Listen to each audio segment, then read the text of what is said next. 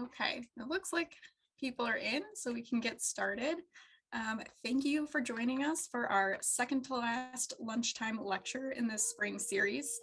Today we're going to hear from Dag Blanck, who teaches American Studies at Uppsala University in Sweden, and he's also the director of the Swenson Center. He will be discussing his new book, Swedish-American Borderlands, New Histories of Transatlantic Relations, published by University of Minnesota Press in 2021. And then I will also give some plugs for other upcoming events. Don't forget to join us for our final lecture in this series that will be Monday, May 2nd, titled The Story of Olga, Rags to Riches meets Taking Your Washing, the Actors Are Coming, given by Angela Harvey.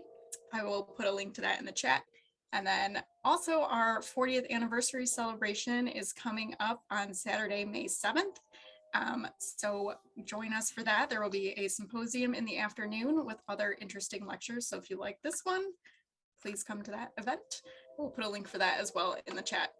And without further ado, I will turn it over to Dag Blanck. Thank you, Lisa, and welcome to all. You hear the old main bells or the recording of bells in the background. I hope they won't disturb you too much.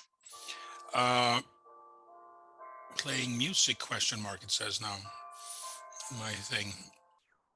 Okay, anyway, I'm very happy to give this lunchtime talk here from the Swenson Center. Originally, my co-editor of this book that we're talking about, Adam Hjortén, was scheduled to take part, but due to unforeseen circumstances, he could not make it this lunch or evening in Sweden where he is. You will, however, have an opportunity to hear him, as Lisa mentioned here, at our 40th anniversary symposium, which takes place on May 7th at 1 o'clock in the afternoon Central Time, where he will be giving one of the lectures.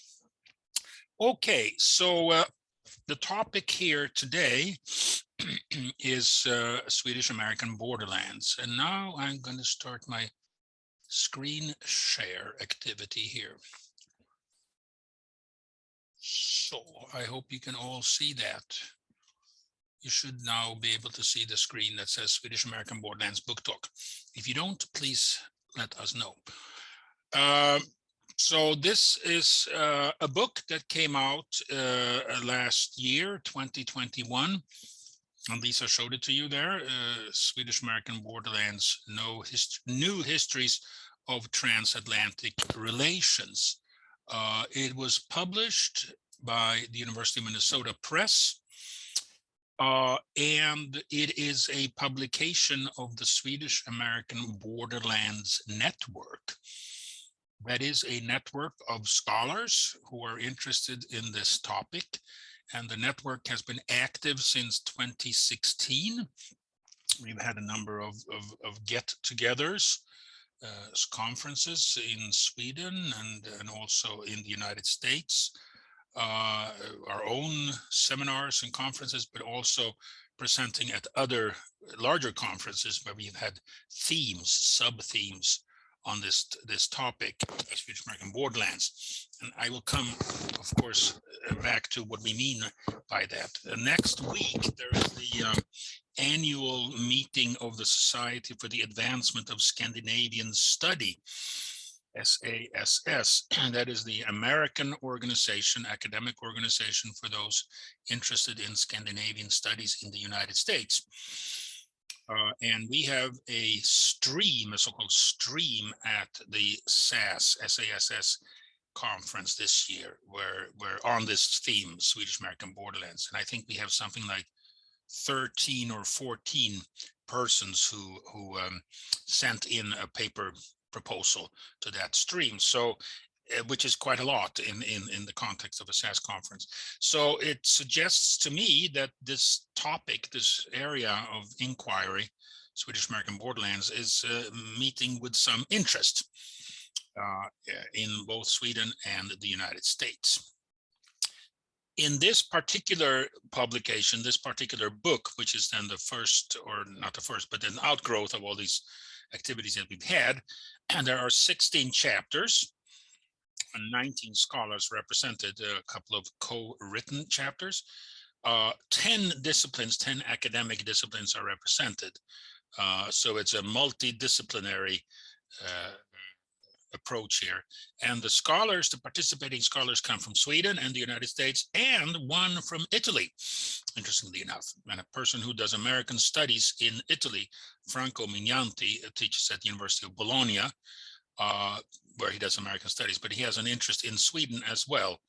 And his chapter, which I won't be talking about at any length at all, but it's worth reading, it's about kitchens, the design of kitchens. And as he grew up, it's kind of a personal account of growing up in Italy in the 60s, I think, exposed to both Swedish and American kitchens. They were both considered modernity, modern kitchens, both from the US, of course, but also from Sweden, and how that played out in Italy and influenced the local culture, the local kitchen culture in Italy. So it's not just about Sweden and the United States, it's also about third countries sometimes, and the kind of imprint that these Swedish-American contexts or relations have left in a third country.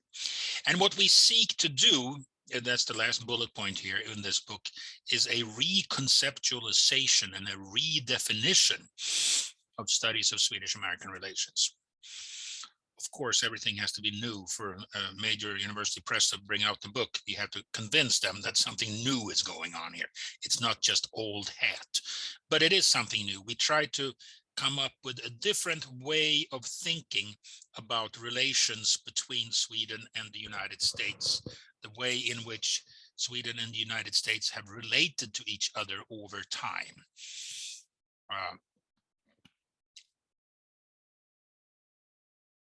So just to give you a brief overview of the history of Swedish-American relations, the types of contacts that have existed between Sweden and the United States, and how they have been studied.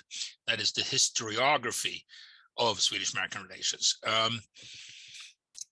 The first attempts to study Swedish-American relations took place in the United States among Swedish immigrants themselves, among Swedish immigrants who immigrated to the US.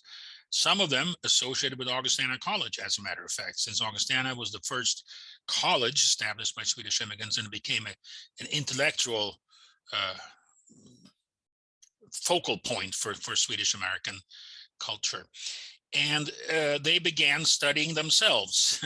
They began collecting materials about Swedish immigration to the United States, and began writing about it, and began thinking about what this meant. They were a part of this movement. They understood that it was something rather interesting was going on, and thus they began to study themselves. Those types of studies, the history that they wrote about them, is called filiopietism. You find it among other immigrant groups as well. Here we have an example of Swedish-American filiopietism, and that term suggests that it is an uncritical history. It is often a very celebratory history. The history that they wrote, these early immigrants, about themselves, was a way for them also to find a new space in the new country, find the rooms in the new country. It was a part of their integration process in America, and they tried to emphasize the very positive aspects of their own group and the major contributions that the group had made to the United States. So it's a way of using academic or semi-academic studies to integrate and to find a privileged position, if you will, for these immigrants in American society. So it is not an academic phase. It's not an academic phase, but it is the first phase. And that's true if you look at other immigrants in the US and the way they started writing their own history and documenting their own history. It's very common that you get this first filiopietistic phase, where you revere the fathers and the brothers and the sisters and mothers who have gone before you or are coming with you. The second phase is when it became immigration history here in the United States. In the 1920s and 30s, the field of immigration history emerges when the United States historians in the United States take up the study of American immigration as a serious academic undertaking. And interestingly enough, among the first historians, academic historians of US immigration history, there were a number of many Scandinavians, since the Scandinavian groups, the Norwegians and the Swedes in particular, had already begun the filiopietistic phase and were also collecting materials, such as Augustana College and other institutions, and also state archives and so forth. There was a lot of material to be had. And University of Minnesota in particular became a focal point for this new serious study of immigration history. And that was somewhat new in American history, to study the history of the immigrants in that way. That had not been done. The Puritans, of course, in New England, they had been studied, but perhaps they were not considered immigrants. They were founders of the new republic. But here we have interest in the common folk, Swedish and Norwegian, and then eventually other immigrants as well. So it became immigration history, and the leading Swedish-American immigration historian, his name was George Stevenson, and had actually gone to Augustana, and then eventually taught at the University of Minnesota, together with Theodore Blagan, a Norwegian American immigration historian. They were both American-born, but with Scandinavian background. They knew the language, the culture, and so forth. So they were able to use the cultural repertoire that they had with them from their childhood, so to speak, as growing up in the immigrant community, but also distancing themselves from the immigrant community. They were not filiopietists, as the first phase had been, but they took a longer and critical look at the history of the respective groups. Stevenson, who wrote about Swedish immigration, his major book was called Religious Aspect of Swedish Immigration, and dealt with a lot with then the different religious groups that emerged among Swedish immigrants. And a lot of it dealt with the Lutherans, obviously, and with the Augustana Synod. And when that book came out, the reactions here in Rock Island to it were very strong. They felt that he was very critical of the Augustana Synod. There were professors in the seminary, the Augustana Seminary here in Rock Island, who refused to read it. There was one guy said, I'm violently sick when I hear about this book. And Augustana didn't want to carry it in the bookstores here. So it was controversial. But they took that because they were academic and they were critical. Then we have emigration history, the next bullet point here. That's when the subject begins to be studied in the homeland, in Sweden itself. It took a long time before the Swedes paid attention to the emigration. The emigration was, of course, something negative. All these people had to leave basically because of economic and social reasons. And why would we want to study that? In Sweden, that was not a glorious part of Swedish history. But in the 1960s, when the coming of social history, when there was a great interest amongst historians to study the history of everyday life and the larger strata of population began, then, of course, the emigration became an integral part of that, because there were so many people who emigrated from Sweden. It is estimated that maybe between a third and a fourth of the country's population left for North America. So if you are interested in the history of everyday life or common folk, you cannot miss the immigration. So then Swedish historians took up the emigration, but they focused on why they left Sweden and how many and from where, as opposed to the immigration historians in America who studied them coming to the United States. Sometimes immigration history met emigration history, and eventually it becomes migration history. Then later on in the 80s and 90s, we can talk perhaps of a cultural turn in Swedish-American history. Then we're no longer studying settlement histories or institutional histories of different organizations and churches. Then the issue is on ethnicity, of identity. What did it mean to be Swedish in America or Swedish-American? Americanization, how did they become a part of American society, and what did they keep and what didn't they keep, and so forth. But so the migration here, I call it the migration, not the immigration or the emigration, but the migration. The migration has played a very important role for Swedish-American relations. If you want to study the overall relations between Sweden and the United States, you cannot bypass the migration. But we want to broaden it, go beyond the migration. We don't want to ignore the migration because it's very important, it's there, but we want to see it as a part of a larger pattern of interaction between the countries. And we want to integrate traditionally separate topics of study where politics or culture, economic relations, political relations, cultural relations that have not usually been studied together with the migration. But we believe that by looking at the larger scope of relations and look at many different topics, we gain a new and better understanding of these Swedish-American relations. So we call it Swedish-American relations. And this book tries to do that by including chapters not just on the migration and the consequences of the migration, but also other areas of Swedish-American relations. And then we come to this borderlands. Why do we call it borderlands? Well, there is a term of borderlands in American historiography that usually refers to the Mexican border and the Spanish colonial empire and its relationship to the United States and so forth. But we have taken that borderlands topic. There is no geographic contact here. The traditionally borderlands, the geographic aspect of it has to do with the expanding European empires on the American continent, and also the contact with indigenous groups.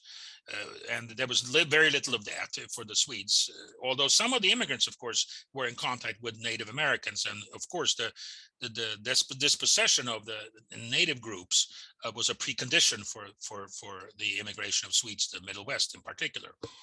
Had not the immigrants been removed forcibly or killed, there would be no land for the Swedes. But we're using more of a conceptual definition of cultural encounters. We say that there are very few geographical borderlands between Sweden and the United States. They are, after all, very far apart geographically.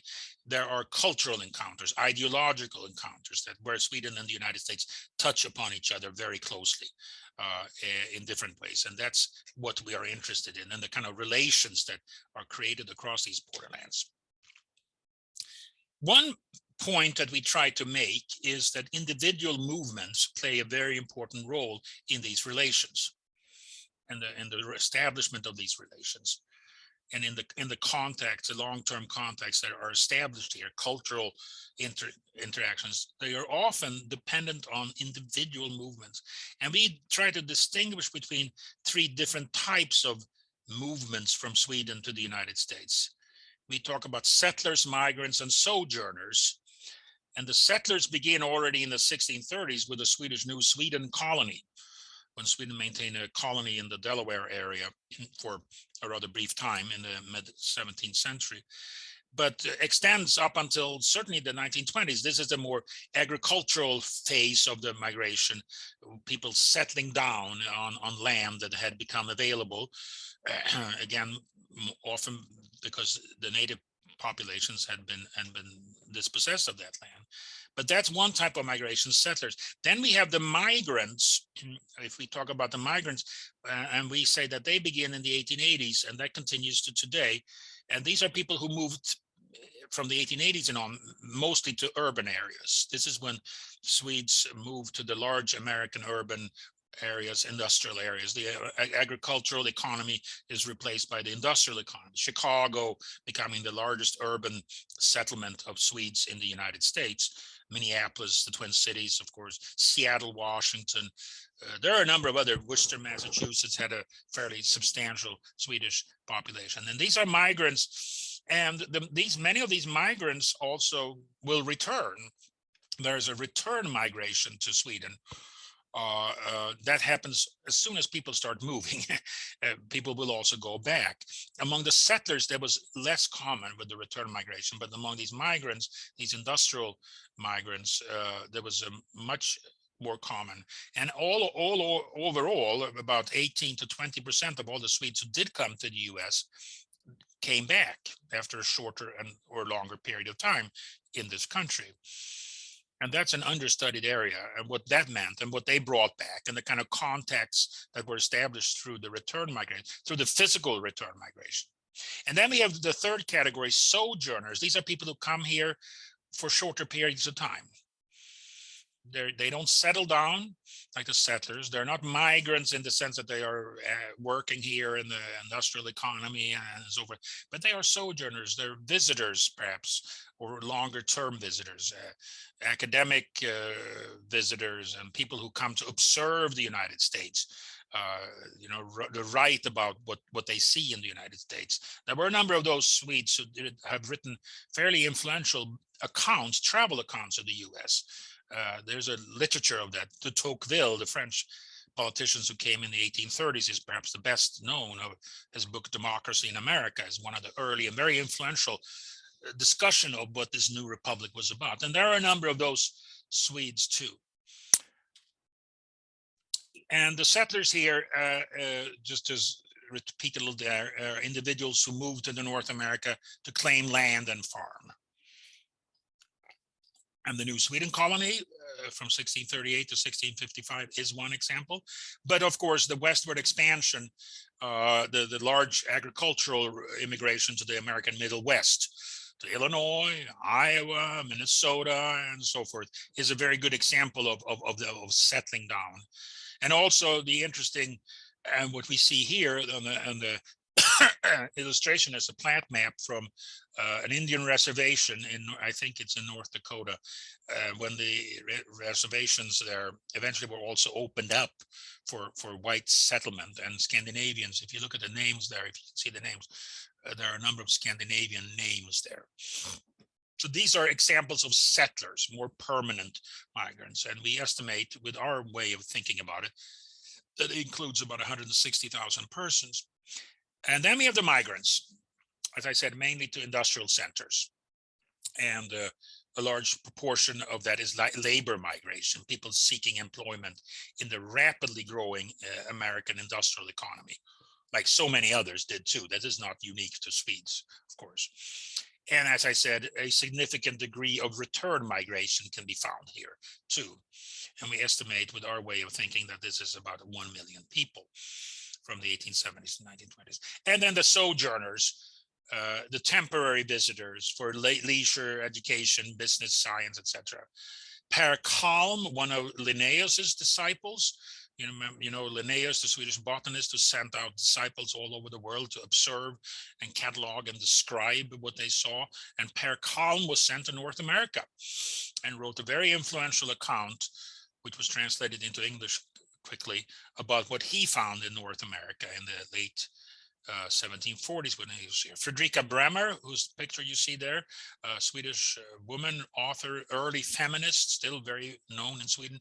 She came on an extended visit in 1849 to 51 and wrote a very influential book, Hemmen i den nya världen, which was immediately translated as The Homes of the New World into English, and is a classic account, travel account of the United States today still. She is a good example of a sojourner. And then we have many, many visitors of other types, sojourners, especially after World War II, where you can see tourists. We can include tourism in that category as well. And my colleague here, Adam, who worked a little bit on this, he estimated that from 2008 to 2017, on the average, there have been 536,000 Swedish arrivals, non-immigrant, that is, temporary sojourn every year. That's a large number if you just look at in terms of numbers. It does suggest that this sojourner movement is quite important. Okay, some themes in the book before I give two examples of these themes. That we talk about. It's movements, is again important, that we tie these contacts and the circulation of ideas, knowledge, and culture between the two countries are tied to individual movements. And the authors explore Swedish indigenous encounters, the migration itself, and the experiences of it, and the legends of the migration, or the kind of long-term consequences of the memory, if you will, of the migration, which the migration, of course, whatever kind we wish to speak about, is more or less over. There are still sojourners, of course, coming here, and people coming to work here too, smaller numbers, but the classic migration of the 19th and early 20th century is over, but there are lots of memories of it, and we still talk about it and study it. Swenson Center is a good example of that, where we're around because of the migration. There's an article about jazz music, how American jazz came to Sweden. There's an article about genealogy. Again, that's the memory of, or the long-term consequences of the migration, the enormous interest in genealogy that exists, both in Sweden and in the United States. Again, the Swenson Center is heavily involved in that. And Jill Seaholm, my coworker who may be listening in here, she is a good example of that when she takes her tours to Salt Lake City every year with people who want to do research. Design and urban planning, modern design and modern urban planning, very important, both in Sweden. The US plays an important role, but also in the US, where Swedish design and urban planning important. Cookbooks and heritage language, film culture. For example, there's an example of Ingmar Bergman, the celebrated Swedish film director. His role in the United States, he meant something here and in other countries. Academic exchanges, those are academic sojourners. Cultural heritage tourism, that is a chapter by Adam Call, our colleague here at Augustana, an anthropologist who studies Bishop Hill, Illinois. What's going on in Bishop Hill today? There's tourism there, and that's cultural heritage. Lots of Swedes, in particular, come to Bishop Hill to study, but also Americans who come to visit. There's a very interesting article on Civil War reenactments, you know, the very prevalent phenomenon of Civil War reenactments here in the United States, where the Civil War is reenacted. There are also Civil War reenactments in Sweden. Marie Benedal, a colleague at Linnaeus University in Växjö, wrote a very interesting article on that. Swedes who dress up as Civil War soldiers, both Confederate and Union, and reenact battles. To me, that was a very interesting chapter, suggesting that the American Civil War, which is so fundamental here, of course, in the US, also lives in Sweden. But of course, under very different circumstances. What does it mean when you engage in Civil War reenactments in Sweden? It lives its own life there with a specific logic. And there's also an article on discourses of political correctness, the American phenomenon of political correctness and how it came to Sweden. Now, to give you some concrete examples, my chapter, which deals with academic exchanges. These are sojourners then, academic visitors, mostly here Swedes who come to the United States. I speak of this with some personal interest, since that's how I came to the United States originally. I came to Augustana College on a scholarship to study, as so many Swedes do, on the undergraduate level. In my case, many do. I applied through the Sweden-America Foundation in Stockholm, and they were in touch with Augustana, and Augustana still has a very handsome scholarship for a Swedish student, and I got that scholarship. If I hadn't gotten that, I wouldn't be sitting here today. So these academic exchanges are quite important, and not just for undergraduates like myself, but also for graduate students and science research contacts of different kinds. And here's a telegram, an old-fashioned Swedish telegram received in Uppsala at Uppsala University. You can see it says Boston, Mass on top there. It was sent from Boston, from Harvard University, by Swedberg, it says. That's Theodor Swedberg, a very famous chemist, Nobel Prize winner in the 1920s sometimes. And he was sending a telegram back to Tiselius, his student, Arne Tiselius, at Chemicum, at the chemistry department in Uppsala, spelled in those days with one P. And he said, it says there, make electrophoresis apparatus for Kohn. And Kohn was a colleague at Harvard, and the electrophoresis apparatus was a scientific apparatus that was used for blood analyses, for example. Don't ask me to describe it in fuller detail, but it was very significant, has been very significant for the development of a number of applications and technological advantage. But there was Swedberg in Harvard, in 1937, I think it was, yes, in 1937. sending this telegram back to Uppsala, make this electrophoresis apparatus and send it to America. That's an example of an influence going from Sweden to America. Typically, the influence has gone the other way, that Americans have been influencing Sweden and Swedes have been coming to America, but it is a dual exchange. Sometimes there are Swedish influences like this electrophoresis apparatus. Sometimes, and more often, there are American influences on Swedish academic life. For example, academic undergraduate studies that I was a part of then at Augustana. Here's a quote from a memoir by Parvest Perry, a very famous Swedish author, member of the Swedish Academy, editor of the cultural editor of Dagens Nyheter for many years, great author. And this is his memoirs that were published in 2007. And he talks about when he came to the United States to study as an undergraduate in the 1950s. And he came to Harvard, as you can see here. And he said, at Harvard, I chose courses from a multitude that one could only dream of at the Swedish university. I remember the 2 years as the most rewarding in my life. And I can attest to the rewarding years spent at American undergraduate institutions. And it plays an enormous role here for him. He went back, but he carried with him an affiliation for the United States, an orientation towards the United States. He would be critical of the United States, of course, at times, but he had a basic orientation towards the US, and he was extremely impressed by the academic institution that he met, Harvard University, who wouldn't, and the role it played in his life. So a piece of America always remained with him. And you read these accounts of these people who go on these exchanges, and often it says, it's changed my life. Here's another example. This is from Kenyon College in Ohio. This is the soccer team at Kenyon College in Ohio. And there's a Swede there, a Swedish exchange student I think this is in 1947 or 48. And who's the Swede? Well, it's number 32.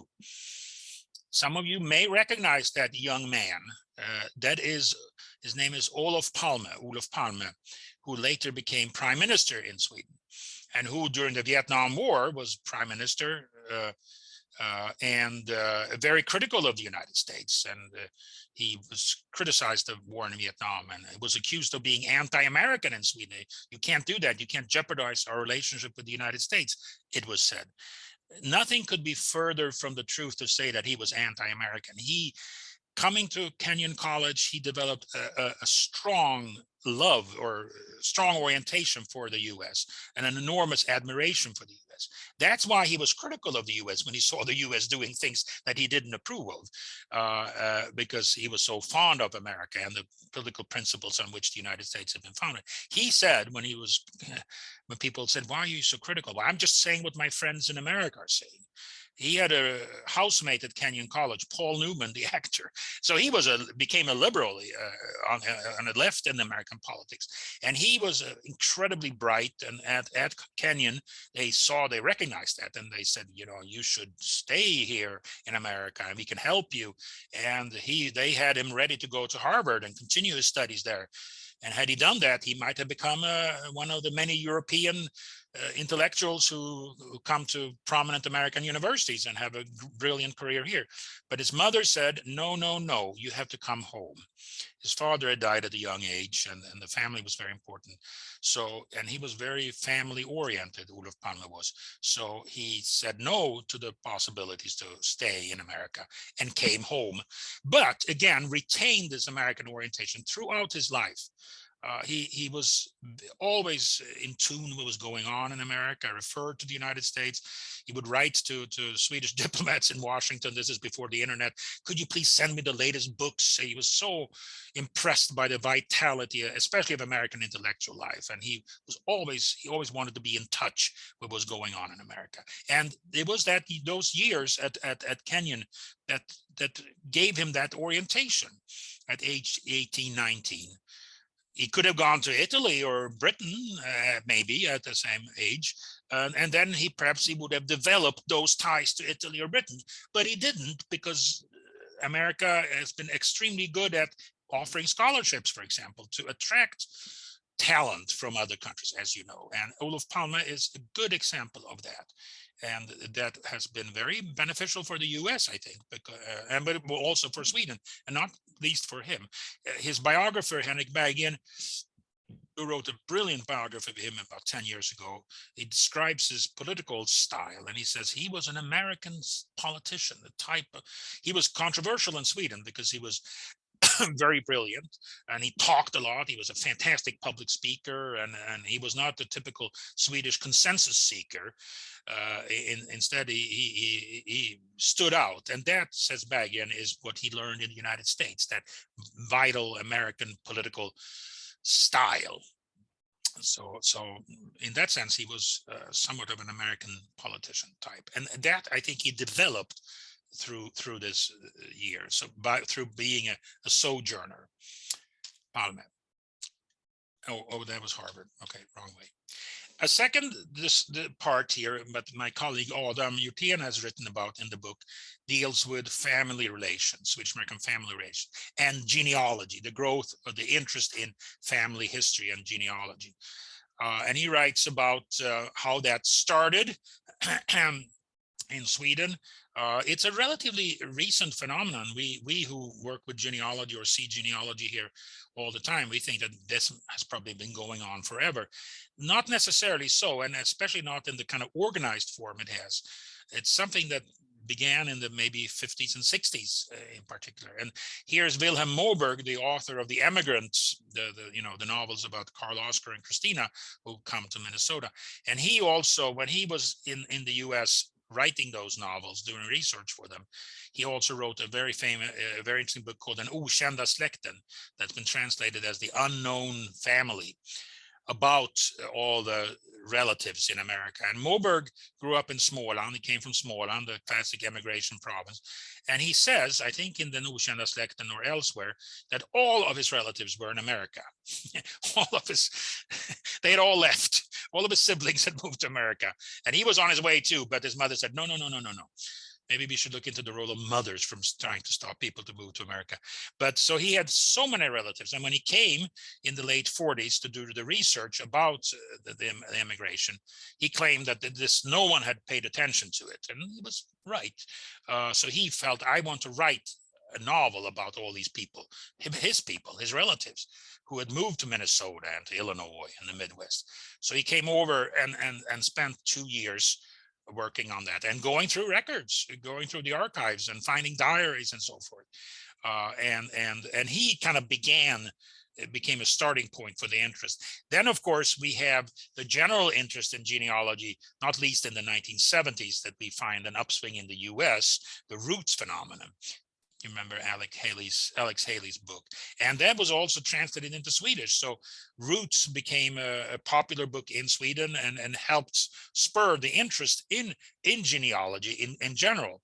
And then, of course, we have also the technical aspects of it, that the microfilming and all the records that you need for genealogy are very important. And again, in the 1950s, an enormous microfilming project begins of resources that are important for genealogical resource. And church records in particular become important for Swedish-American genealogy. The Church of Sweden membership was basically compulsory in the Church of Sweden. Everybody had to belong to the Church of Sweden. There was no freedom of religion there. But the Church of Sweden then kept very detailed records of its members. Membership record, birth records, household catechism records, a number of different records. And they're very detailed. And through these records, you can follow individuals. And they are unusually complete if you compare it to other immigrant groups.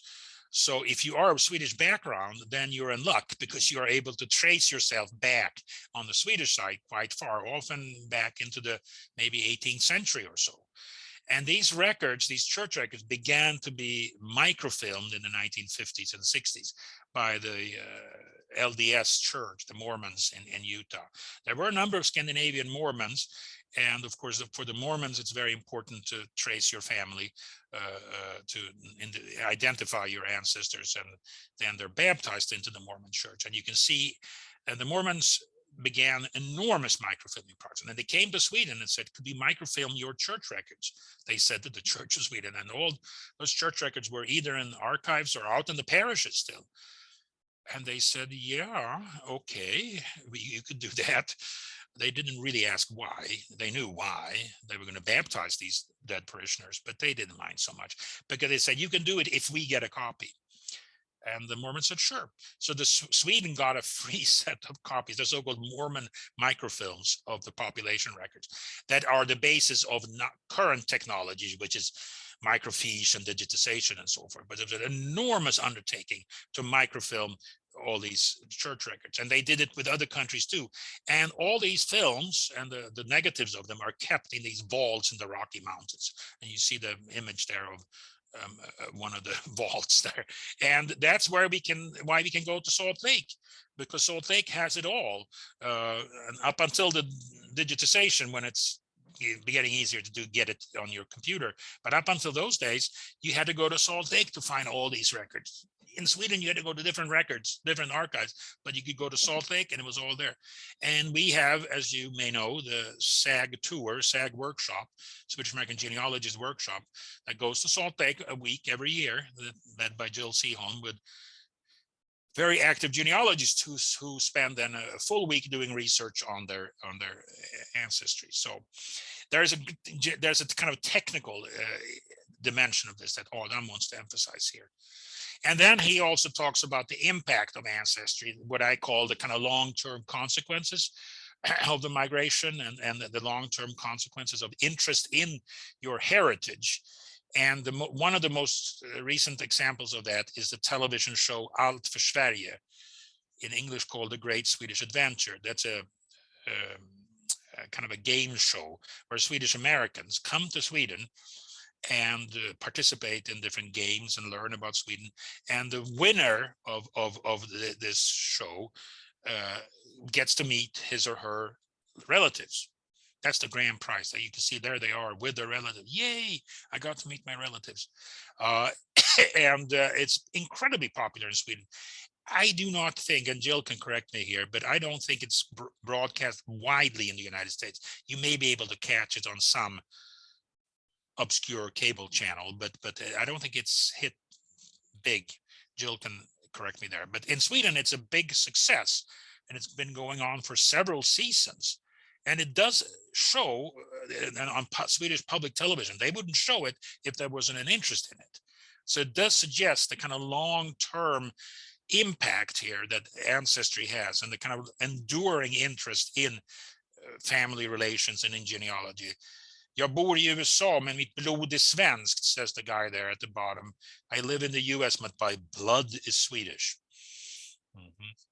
And then there's another woman there saying, det har alltid talats om att vi har sameblod I släkten på mammas sida. We've always heard that we have Sami blood in our family on my mom's side. But you notice the use of blood here. To some degree, this almost becomes genetic, and that's an interesting dimension of the interest in genealogy, that can you inherit these traits? I doubt it, but sometimes the language suggests that. But certainly ancestry, cultural heritage, this kind of heritage is very important for these relations here. And here you can really see a long-term consequences of the migration. Most of these persons who participate in this show don't speak Swedish. They have never been to Sweden. That's one of their prerequisites to participate. When they try to find participants, they often write to us and say, could you nominate people? And one of the rules is that you cannot have been to Sweden. But then you're disqualified. You have to kind of discover Sweden through them and your Swedish ancestry. It's a very interesting phenomenon. It's not a Swedish original. It began in Norway with Alt for Norge, everything for Norway, and two countries with very heavy out-migration, and thus long-term consequences of these links, migration links. So conclusions here. This book is beyond the history of the migration. It takes up the broad spectrum of Swedish-American relations. It talks about individual movements. We mentioned that, settlers, migrants, and sojourners. And it does emphasize the significance of these individual movements for the circulation of ideas, culture, and knowledge between the two countries. And one can say that Sweden and the US do have very close relations in many ways. And my argument has always been that one reason is the enormous large number of people who moved, these individual movements. If you look at it in terms of relative size, the European country with the largest out migration in relationship to the population, kind of the greatest impact then, is Ireland. An enormous, as you know, so many Irish moved to the US, and thus, as you know, the ties between Ireland and the US are very, very strong today. But in second place comes Norway, and third place comes Sweden, because the countries had relatively small populations, but strong, large numbers of people moved. Italy, Germany, of course, with larger numbers, but in relationship to the size of the population, smaller impact, one could argue. So Ireland first, and then Norway and Sweden. And the individual movements here play a very important role for the general relationship between the two countries. Thank you so much for listening. And I think we do have some time for questions, don't we? And I'll do the stop sharing now. Yes, we have time for questions. If anyone wants to use the chat function, or you can raise your hand. Ask about anything. Is Sweden going to join NATO? Yes. For example. Let's get that question out of the way. Is Jill going to continue doing genealogy? Yes. Yeah, there are a number of regular Salt Lakers here, or at least okay too. Are you going again in the fall? I'm planning on it as if we can. Okay, I hope so. Yeah, I hope so.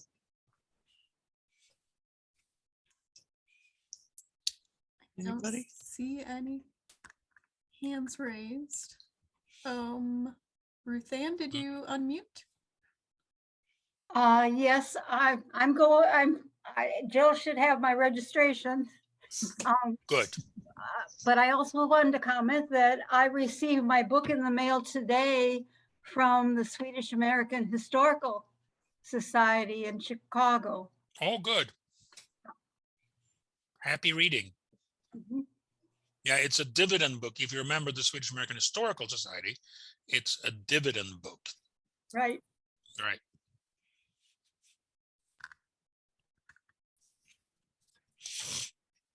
Any other comments or questions? Doug covered a lot of ground. Yeah, maybe I spoke too fast. You were very thorough. Very thorough. Thank you, Jill. When Jill says it's thorough, you know it's thorough. Yeah, but it is. I mean, it's an interesting question how closely countries are related to each other. You know, there are, of course, also big differences between Sweden and the United States. Those of you who follow Swedish-American relations know that even though we are close to each other in so many ways, there are also major differences between the countries. And Arnold Barton, in his fantastic book, A Folk Divided, that came out in the 90s sometimes, the thesis there is that there's a folk, a people, the Swedish people, and it is through the migration to the US or North America, it's divided. So you have one group in Sweden, and then you have one group in America, right? And they, of course, are related genealogically or biologically, but also enjoy close contacts and exchanges that we've been talking about. But his thesis is also that they diverge from each other. The American branch of the family, so to speak, goes in one direction, of course, influenced by America, where it lives, so to speak. And the Swedish branch goes in another direction. So although they share many things in common, and they meet and they, so forth, they also grow different. And he characterized the relationship at one point as a relationship of a century of misunderstandings. You know, that yes, we are very alike, but then there are these big differences, and we think that we are so alike, and maybe we're surprised when we see these differences. For example, modern Sweden today, with the welfare state and socialism and all of those things, is not always the American way. Some Americans look to Sweden, are inspired by Swedish social solutions. Others may find it very negative. If you remember the intense discussions about President Obama's healthcare reforms, Obamacare, and the opposition to Obamacare, Sweden was often used as a negative example. We don't want to become like Sweden, do we? Canada was most used more often, but then Sweden, because Sweden has been since the 1930s, when the modern Sweden was beginning to be built, has often in the US and in other countries have been held up as a model. This is the Swedish model, the Swedish way, the middle way, sometimes even called. This is what we should do. This is how society should be organized. And Swedes are often very proud of that other countries look to us. And sometimes Swedes will be surprised that other countries haven't quite yet understood that the Swedish way is the way it should be done. We talk about pensions or daycare or family leave, all those very important. Well, why don't you have that? We have it in Sweden. We found the solution. So there's a slight amount of Swedish, I don't know, arrogance, one could say it sometimes, that we know best, you know, and so forth. But so there are also differences between Sweden and the United States. But my students, when I teach American studies in Uppsala, there's always an interest in our courses. And I always ask my students, why are you in this class? Why are you interested in America? And today one answer is popular culture. You know, the Swedish youth is so in tune towards American popular culture, so film and music and so forth, that creates a very important link. Maybe that is beginning to replace the individual movement link. I don't know, but that's a very important factor. And you may or may not be familiar with a rapper, an American rap artist called A$AP Rocky. I was certainly not familiar with A$AP Rocky, but he was performing in Sweden, and he got into a fight in the street in Stockholm the night before his performance, and picked up by the police and thrown in jail for assault or something like that. And so he spent 2 weeks in Swedish jail, and an enormous attention to this. And everybody's, oh, A$AP Rocky, A$AP Rocky. Journalists started calling me. I sometimes comment on American affairs in Swedish media. What do you think? Is this and because President Trump had come out and said, free A$AP, free A$AP. What are the Swedes doing with A$AP Rocky? I had never heard of A$AP Rocky. So I had to ask my nephew, do you know of an American artist? Oh yeah, A$AP Rocky, big. I listen to him all the time. Oh, okay. He's in Swedish jail. Oh, I know. There were Swedish teenagers protesting outside of their jail. Release A$AP, release A$AP. Eventually he was released. And I think he had to pay a small fine or something like that. But that to me suggested, or it was a good illustration of the importance of popular culture and popular music. And if you, like me, you're a person who doesn't listen to rap every day, only every other day, and you're not so familiar with A$AP Rocky and rap, then you lose that dimension. But I see it clearly among my students.